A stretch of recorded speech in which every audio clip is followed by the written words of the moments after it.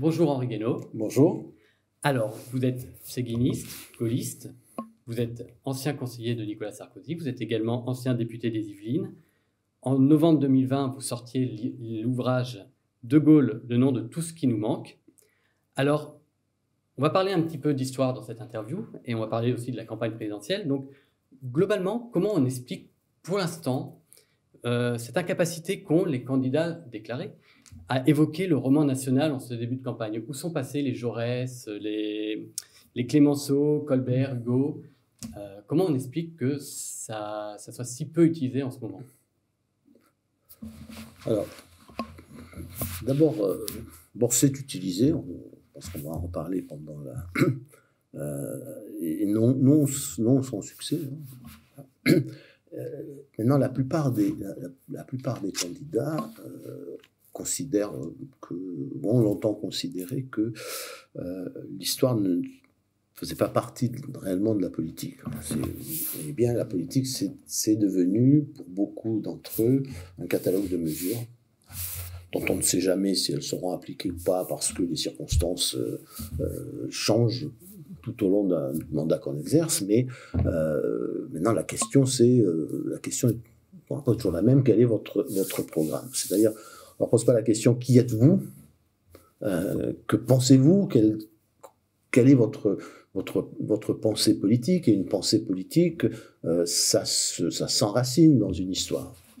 Et a fortiori quand on veut être président de la République, c'est-à-dire exercer une fonction qui est à la fois une fonction de chef d'une majorité présidentielle, en tout cas quand on n'est pas en cohabitation, et en même temps qui est une fonction qui revêt une charge symbolique très très lourde, puisque le président il incarne la continuité de la nation, son unité, et donc son inscription dans la durée et dans l'histoire.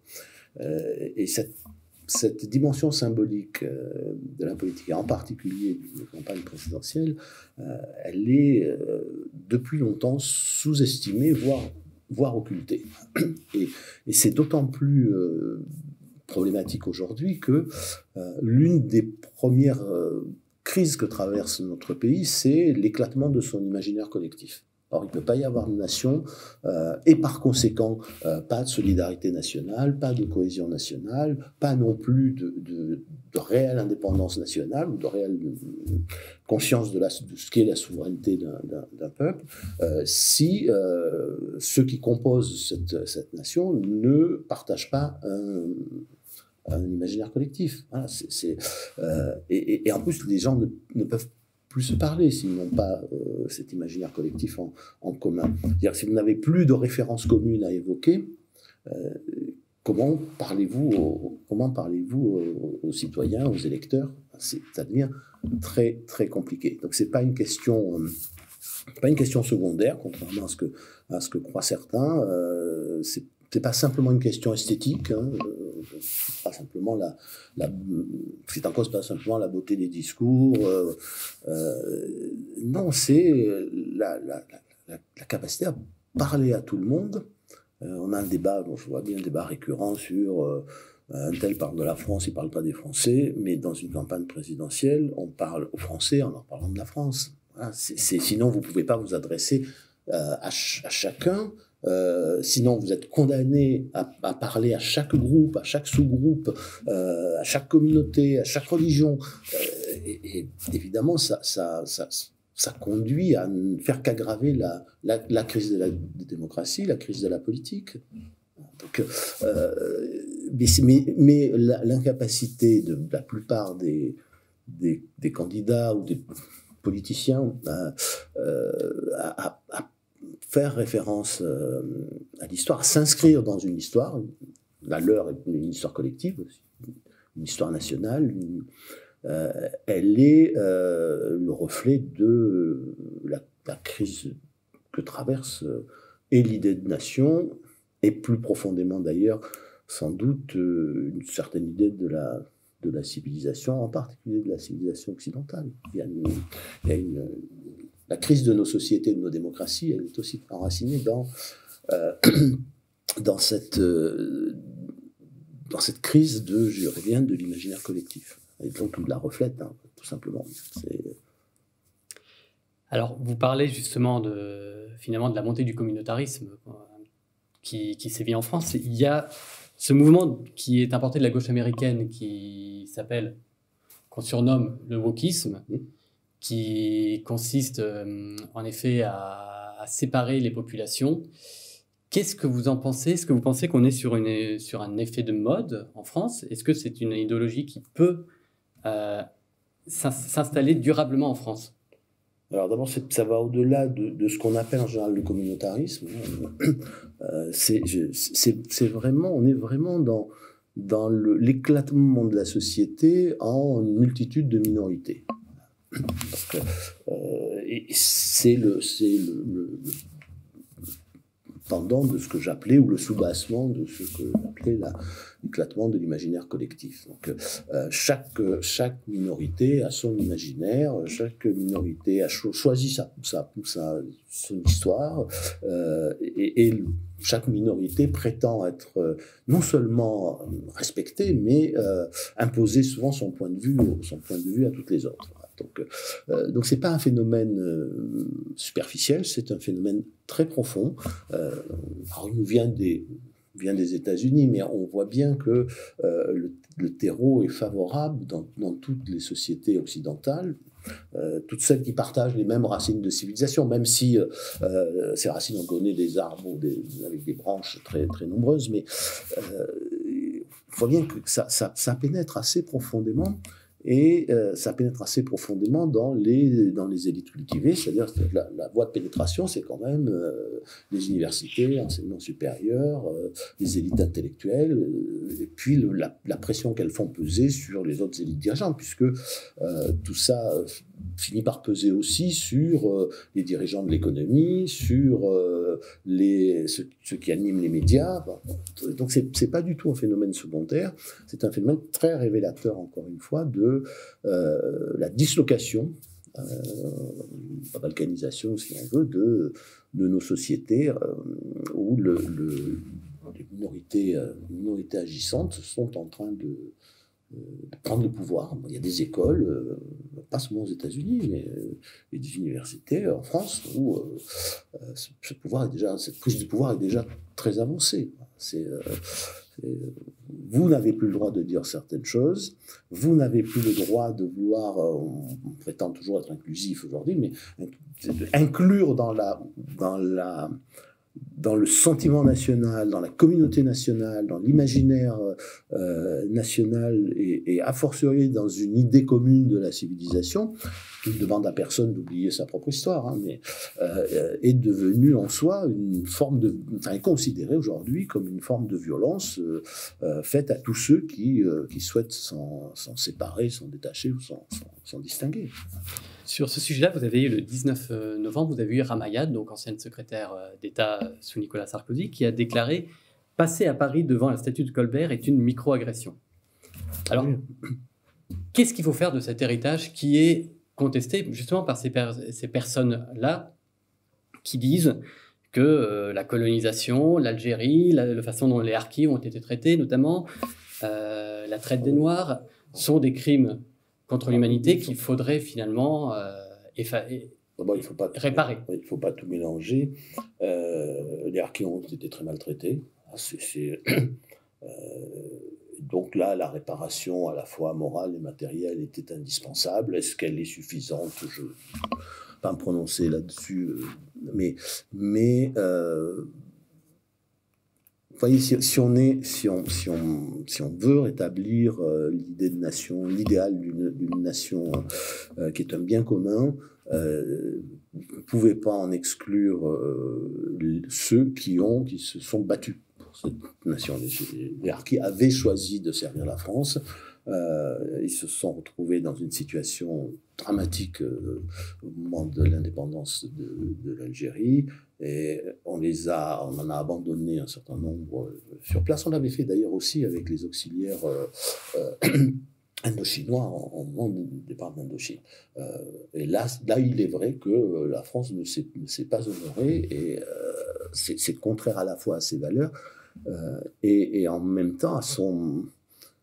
Ça pose un problème existentiel pour la nation.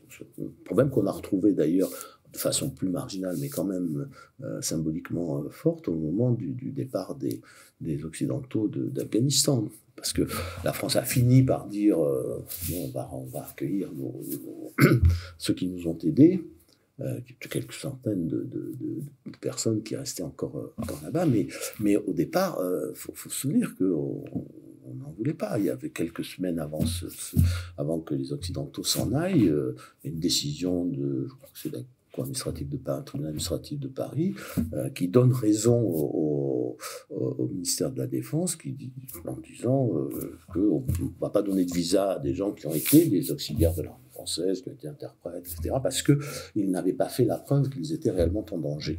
Donc ça, c'est assez ignomineux. Ça, enfin, les harkis, les gens qui ont servi la France méritent un sort très, très particulier. Ensuite, moi, je crois que pour le reste, ça devient un vrai combat. Maintenant, il y a une forme, parce que il y a chez tous les gens là qui veulent déboulonner les statuts, que ce soit Napoléon, Colbert, on a même vu Schœlcher, on a vu certains ont voulu déboulonner des statuts de Gaulle. Enfin, ils expriment une poussée totalitaire qui est inacceptable. Voilà. Si Madame Ramayad trouve agressif de passer devant la statue de Colbert, elle, à qui la République a tout donné, alors elle l'a gagné par ses mérites, mais je veux dire que le système républicain lui a permis de passer un concours prestigieux, d'être ministre deux fois, enfin, voilà, on ne va pas dire que c'est une damnée de la terre, hein. Mais si ça lui pose un problème de passer devant la statue de Colbert, il y a une solution très simple, c'est qu'elle ne passe plus devant la statue de Colbert, puis même elle reste aux États-Unis. J'ai dit très tôt, moi, quand j'ai pris connaissance de cette déclaration, que je trouve assez indécente au fond, compte tenu encore une fois de la façon dont la France, et la République l'ont accueilli et promu, ça ne pose pas de problème de rester à Washington, dont porte le nom d'un esclavagiste américain, puisque George Washington possédait des esclaves. D'ailleurs, c'est le cas de la plupart des pères fondateurs.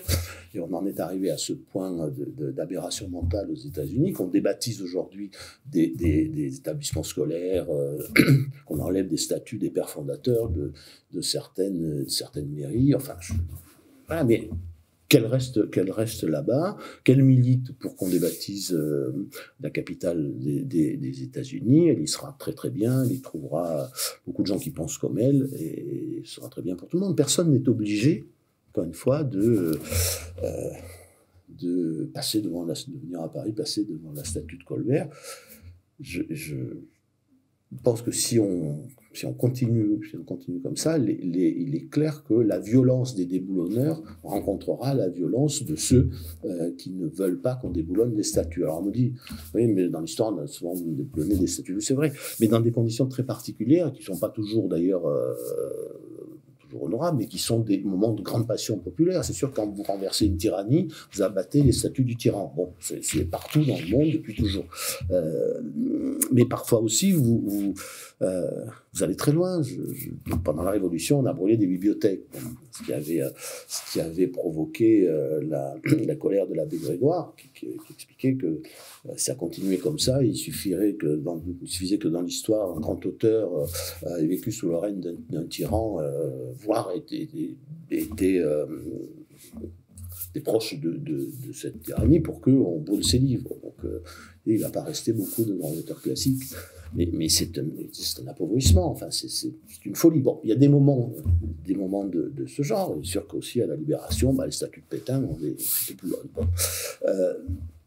Il ne faut pas en faire une loi générale et considérer que, là encore, une minorité agissante peut venir détruire la mémoire collective et son inscription dans l'espace public. Enfin, on a vu les polémiques, elles sont récurrentes.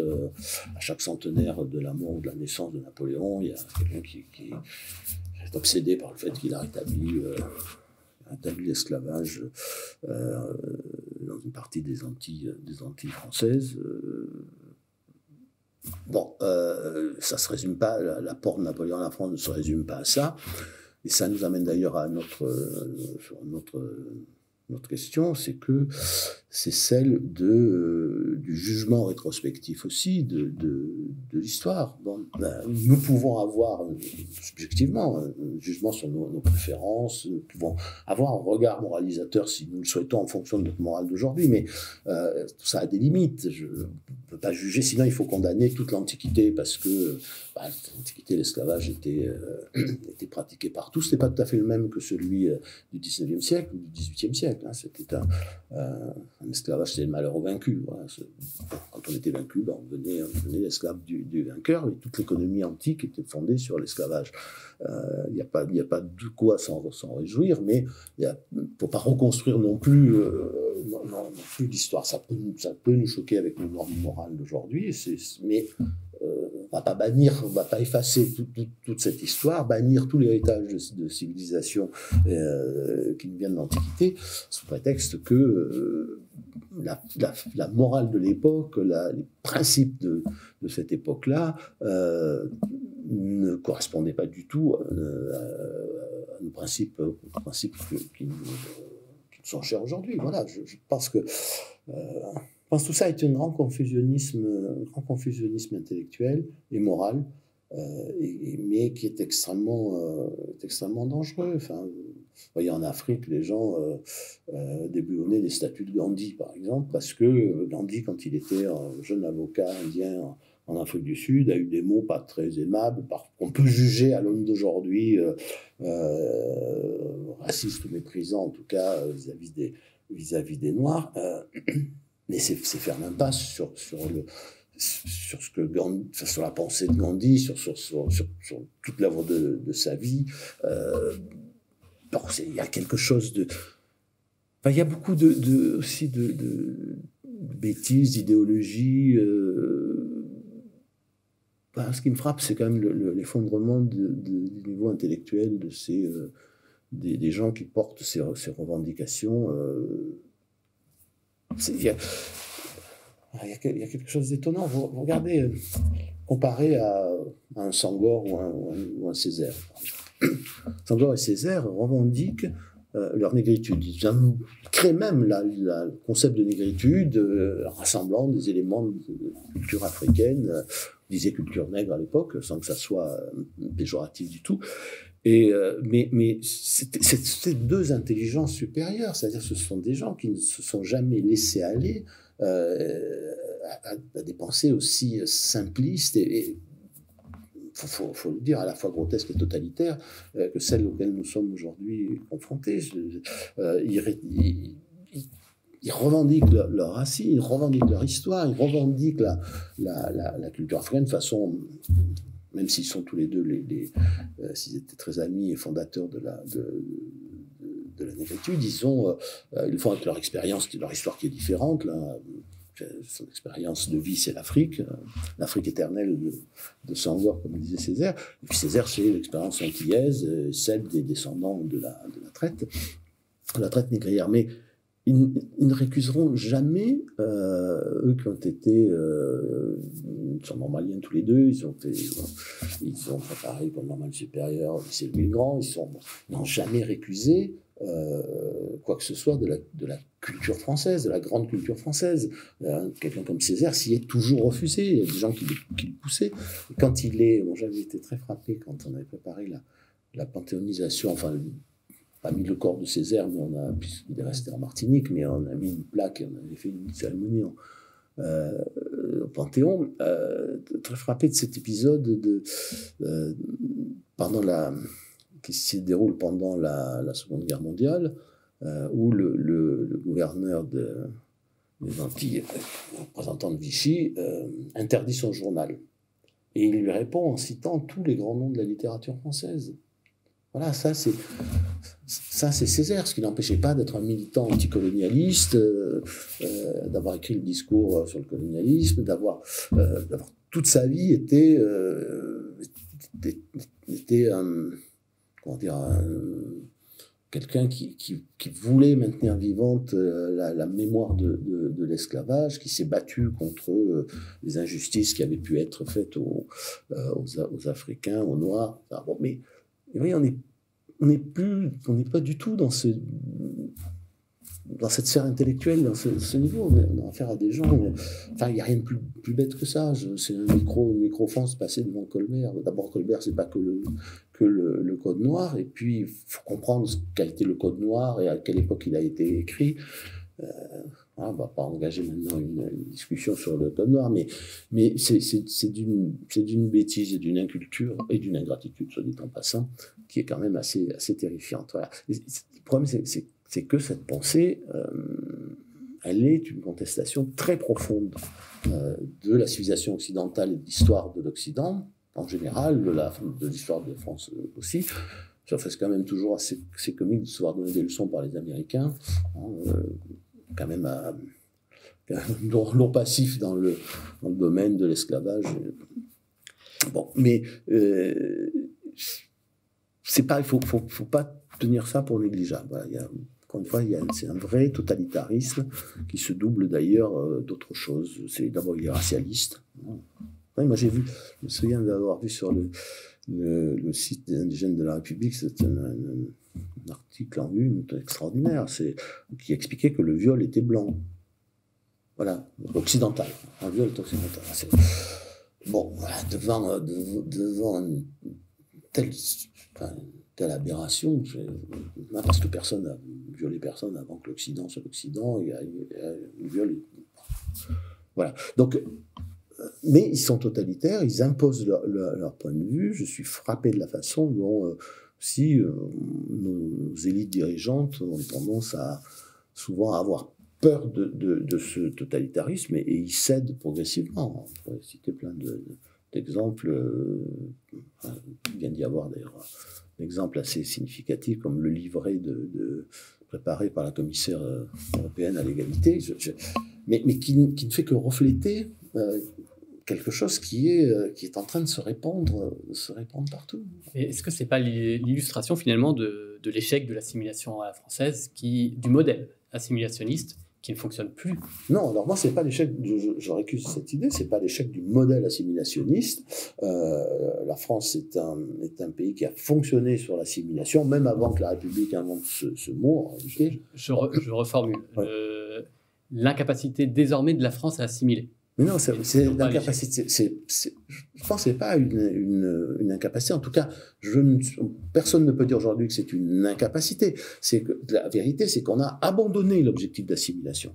Alors encore une fois, l'assimilation, pour moi, c'est pas l'abandon de sa propre histoire, c'est pas le reniement de son histoire personnelle, familiale. Ça n'est pas possible. Et d'ailleurs, ceux qui revendiquent à la fois l'abjuration de sa religion, le reniement des histoires personnelles, familiales, etc., en réalité, ne veulent pas l'assimilation puisqu'ils lui posent des conditions impossibles.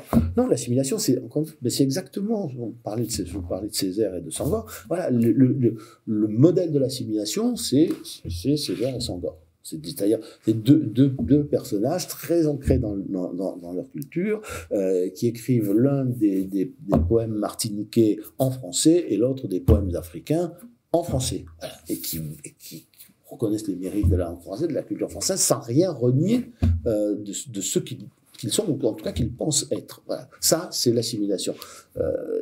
On a renoncé à l'assimilation. On a d'ailleurs, pas dans les textes de loi, parce qu'elle est toujours présente dans nos textes, l'assimilation, mais dans le langage courant, le langage politique, c'est un mot qui revient un peu à la surface, mais qui n'était plus assumé. Ah, on parlait d'intégration. Or, l'intégration, c'est matériel. L'intégration, c'est l'emploi, c'est le logement. Bon.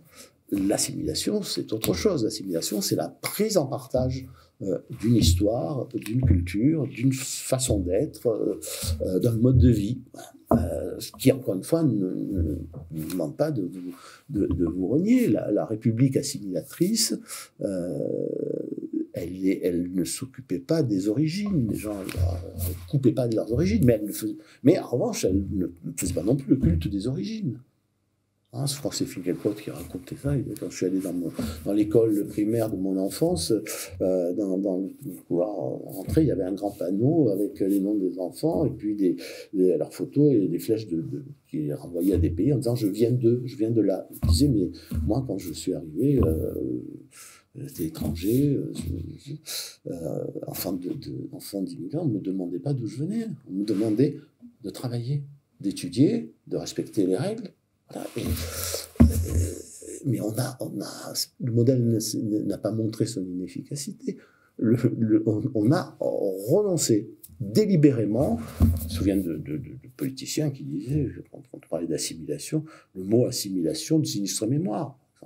Pourquoi? Parce qu'on avait fait réciter aux enfants sous la Troisième République nos ancêtres les Gaulois, mais les ancêtres les Gaulois, c'était juste un acte de foi dans la France.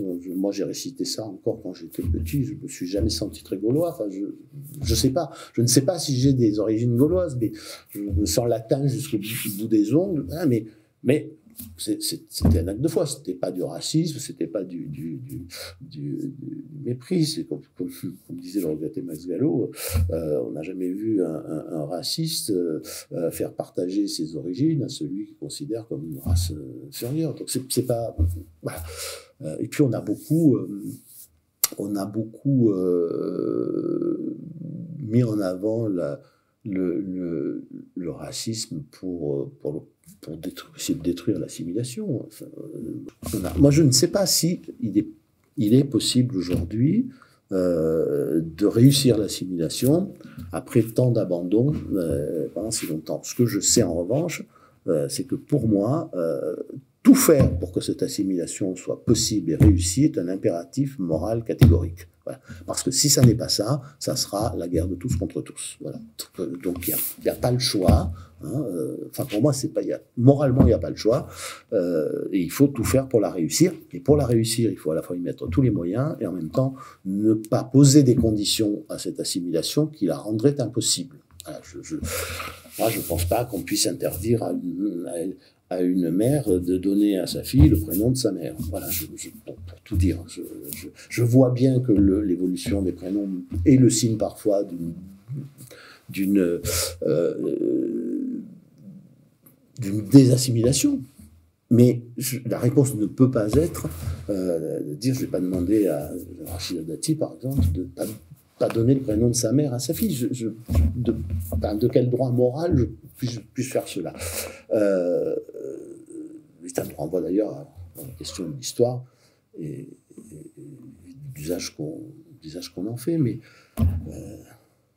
si vous posez des conditions qui sont insurmontables, vous n'aurez pas l'assimilation, vous constaterez qu'elle n'est pas possible, et il vous restera quoi? Il vous restera la guerre civile. Pour relancer cette assimilation, ou en tout cas pour essayer de l'améliorer, est-ce que l'école, telle qu'elle est aujourd'hui, est suffisamment armée pour alimenter cette machine à assimiler? L'école, elle est dans un état déplorable de ce point de vue-là. Et elle est l'expression même de ce désarmement intellectuel et moral qui était le soubassement constitué, dont l'armature constituait le soubassement de l'assimilation. On y a trop longtemps renoncé, et les choses, le plus important se joue évidemment à l'école, mais pour ça, maintenant il va falloir revenir à des principes dont beaucoup de gens ont perdu l'habitude. Mais vous voyez où ça nous mène si on remet en place tous les éléments du puzzle. Donc si vous dites tous les auteurs qui ont participé à la traite négrière sont exclus du programme, donc vous allez exclure Voltaire du programme. Alors ça va faire plaisir à un certain nombre de gens, y compris d'ailleurs de catholiques qui détestent ce que Voltaire a écrit, hein, de musulmans qui détestent ce que Voltaire a écrit sur mais il ne peut pas y avoir d'assimilation française si on n'étudie pas Voltaire à l'école. Chacun après en faisant ce qu'il veut. Bon, on peut pas non plus, on peut pas ne pas enseigner la Shoah, on peut pas. Moi, je me souviens d'un directeur d'école, c'était une école privée, vous savez, qu'on installe parfois dans les banlieues pour offrir un cadre un peu plus strict aux familles qui le souhaitent. Bon. Et un jour, j'ai reçu un parent d'élève qui est venu protester parce que on faisait étudier en classe les Fourberies de Scapin à sa fille. Parce que Fourberie, n'était pas compatible avec l'islam. Donc ils se sont disputés pendant 1 heure, et puis finalement, le directeur a dit, vous pouvez reprendre votre fille, si vous voulez.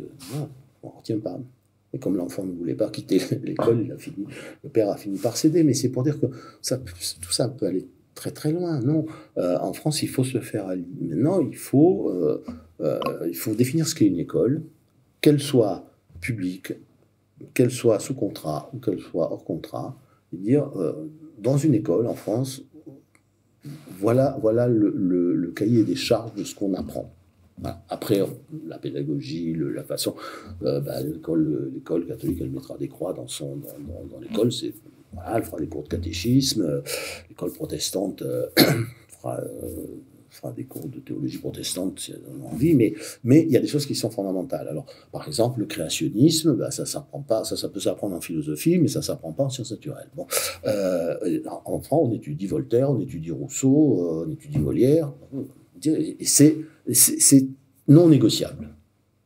En France, on étudie la Shoah, et c'est non négociable. En France, on étudie aussi le colonialisme. Alors, on peut en dire du bien, du mal, souvent, mais on étudie et on ne recule plus. Mais pour ne pas reculer, il faut aussi protéger les professeurs. Il y a eu une forme de lâcheté pendant très longtemps. Pendant très longtemps, on nous a dit, mais il n'y a pas de violence à l'école, c'est regarder les chiffres. Hein. Puis un jour, on s'est rendu compte que les chiffres étaient biaisés parce qu'on demandait aux gens de ne pas faire de vagues. L'histoire de Samuel Paty, elle est assez significative. Même après ça, même après le mouvement Pas de vague et la prise de conscience que souvent l'éducation nationale faisait tout pour qu'il n'y ait pas de sujet de contestation, on voit bien que dans cette histoire, celui qui était, avant qu'il lui arrive ce qui lui est arrivé, désigné comme le fauteur de troubles, c'était le professeur. C'est Paty, l'éducation nationale, ses supérieurs trouvaient que, bon, c'était en tort, quoi. C'était lui qui était en tort. Bon. Évidemment, la tragédie a changé le regard, mais il y a une espèce de lâcheté, mais de la part de l'État lui-même, de l'État républicain, la même lâcheté qu'on trouve dans certaines banlieues, qu'on a trouvé longtemps et qui ont créé la situation actuelle, dans laquelle il fallait pas de trouble, donc on pouvait violer les lois de la République. Et voilà, à force de faire ça pendant très longtemps, combien de fois, moi j'ai entendu aussi des élus, des préfets, expliquer que si les trafiquants de drogue ne pouvaient plus trafiquer, ils iraient chercher l'argent autrement et ce serait plus violent. Voilà, donc on ne peut pas continuer comme ça, mais il faut bien comprendre que enfin, c'est pas le modèle républicain. Je ne parle pas des institutions, je parle vraiment du pacte social et civique. Hein. Ce modèle républicain qui échoue, c'est qu'on y a renoncé pendant des décennies. C'est par lâcheté ou par idéologie, mais aujourd'hui nous payons très cher. Donc il faut reconstruire l'école, il faut la reconstruire avec vigueur, mais ça veut dire aussi protéger les professeurs, ça veut dire que ça veut dire aussi qu'un parent qui rentre dans l'école pour casser la figure du professeur, il a une peine d'une sévérité extrême. Voilà, parce que le traumatisme provoqué sur les enfants, il est extrême. Bon, et que c'est destructeur de l'ordre social, totalement destructeur. Voilà, ça veut dire que les enfants qui sont très violents, qui empêchent les autres de travailler, on les met dans des centres d'éducation fermés. Mais qu'on ne peut pas continuer à avoir des professeurs terrorisés par leur classe.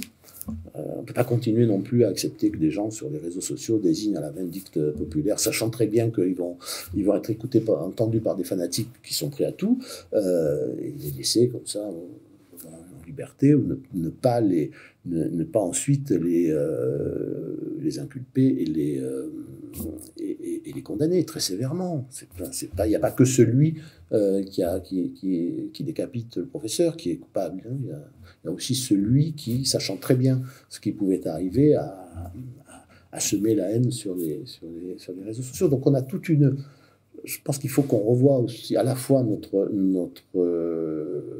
conception de l'école et des programmes. Hein, c'est pas en faisant de l'écriture inclusive dans les manuels, ça aussi. Enfin, c'est un exemple typique. Les manuels scolaires, l'État aujourd'hui n'a rien à dire sur les manuels scolaires, mais ça doit être terminé. C'est-à-dire que l'État, il doit donner des visas aux manuels scolaires. Moi, je trouve inadmissible qu'on puisse laisser pénétrer dans l'école des manuels scolaires en écriture inclusive ou des manuels qui sont tellement biaisés qu'ils ne font qu'attiser les rancœurs et les haines. Si vous faites tout pour que les enfants détestent le pays qui est devenu le leur, il ne faut pas s'attendre à ce que l'avenir soit radieux. Hein. Ils continueront, cette détestation, elle va se développer et on ne va pas pouvoir vivre ensemble. Donc maintenant, il faut reprendre les choses en main, mais il faut revoir tout en fonction de l'idée que nous nous faisons de ce qu'est la civilisation, la civilité. Hein, ça va jusqu'à cette chose qui peut paraître tout à fait anecdotique, mais qui ne l'est pas, qui est le type de politesse qui régit les rapports sociaux. Hein. Toute société a des codes de politesse, et c'est pas du tout secondaire, c'est pas juste une hypocrisie sociale, c'est que on en a besoin pour vivre ensemble de façon harmonieuse et pacifique. Donc, au moins à l'école, à l'université, on fait respecter les codes de la politesse. Voilà, on n'entre pas couvert dans une salle. Voilà, pas plus qu'on entre couvert chez quelqu'un. C'est pas une atteinte, là, pour le coup, à la liberté religieuse. C'est juste qu'il y a des lieux où on doit faire respecter et inculquer ce que sont les règles élémentaires pour vivre le plus harmonieusement possible ensemble. Voilà, donc il y a tout ça doit être revu à l'aune d'une vraie politique de civilisation. On peut pas, si on ne veut pas la guerre des civilisations, il faut avoir une politique de civilisation. Et il faut être aussi capable de faire la guerre à ceux qui vous la font. Hein.